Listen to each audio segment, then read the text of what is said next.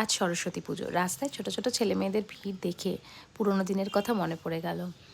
সেই সমস্ত স্কুল জীবনে কত সুন্দর ঠাকুর আনা, তারপর বাজার করা, তারপর ঠাকুরের জায়গা সাজানো, তারপর স্কুলগুলোতে নেমন্তন্ন করতে যাওয়া, সেই সব মিলিয়ে কি সুন্দরই না কাটতো দিনগুলো। সবথেকে কাছের উৎসব যদি কিছু থেকে থাকে সেটা হচ্ছে সরস্বতী মায়ের পুজো, যেখানে নিজেদের হাতে সব কিছু করা যায়।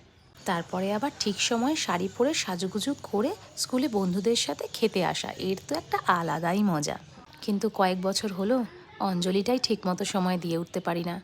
মনটা খারাপ লাগে মাঝে মধ্যে, কিন্তু তার পাশাপাশি এটাও ভাবি যে মেয়েটাকে ঠিকমতো যাতে অঞ্জলিটা দেওয়াতে পারি, ও যাতে পুজোটা ঠিকমতো সেলিব্রেট করতে পারে, ওর মতো করে আনন্দ করতে পারে, সেটা দেখাও তো আমার দরকার।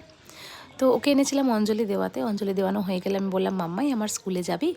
কাছেই আমার স্কুল, চল ঘুরে আসি। আমিও একটু চলে গেলাম। নিজের স্কুলটাকে এতগুলো দিন বাদে দেখে আমার এত ভালো লাগছিল। যাই হোক, আর বেশি বলতে পারবো না, এই নিয়ে বললে ভয়েস ওভারটাও খারাপ হয়ে যাবে। তো যাই হোক, ও খুব আনন্দ পেয়েছে আমার স্কুল দেখে, আর মায়ের স্কুলে মেয়েকে আনা এটাও একটা সৌভাগ্যের ব্যাপার। তো আমি মনে করি যে এটাও খুব ভালো একটা জিনিস হয়েছে সেদিনকে। আর ম্যামেদের সাথেও দেখা করেছি, আর ঠাকুরও দেখেছি, বেশ